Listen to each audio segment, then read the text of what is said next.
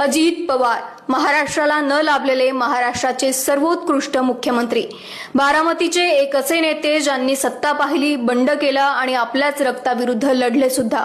दादांचे केवळ एक स्वप्न होते, महाराष्ट्राचा मुख्यमंत्री होणे, पण ते पद न अनुभवता सुद्धा त्यांचा वाटा महाराष्ट्राच्या राजकारणात त्या पदापेक्षाही खूप मोठा आहे। राज्याचे उपमुख्यमंत्री आणि अर्थमंत्री म्हणून सर्वात जास्त काळ राहणारे नेते, पहाटे उठून सकाळी 6 वाजता जनतेत रमणारे नेते, कार्यकर्त्यांच्या भावना समजून घेणारे नेते, स्पष्ट वक्ते, मनात असेल ते शब्दात बोलून दाखवणारे नेते आणि जनतेसाठी कामाचा माणूस। 1991 मध्ये लोकसभेत निवडून येणाऱ्या दादांनी अवघ्या 4 महिन्यातच काकांसाठी लोकसभेची सीट सोडली।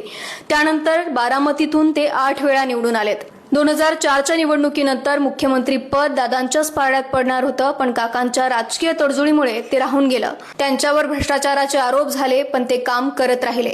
त्यानंतर अनेक वेळा ते मुख्यमंत्री पदाच्या जवळ गेले, पण शेवटपर्यंत या पदाने त्यांना हुलकावणीच दिली। शेवटच्या श्वासापर्यंत जनतेसाठी धावपळ करणारे दादा, आपल्या ध्येयाप्रती जनतेतही प्रामाणिकपणे कबुली देणारे दादा, लोकांच्या मनात कायमचे मुख्यमंत्री बनून गेले।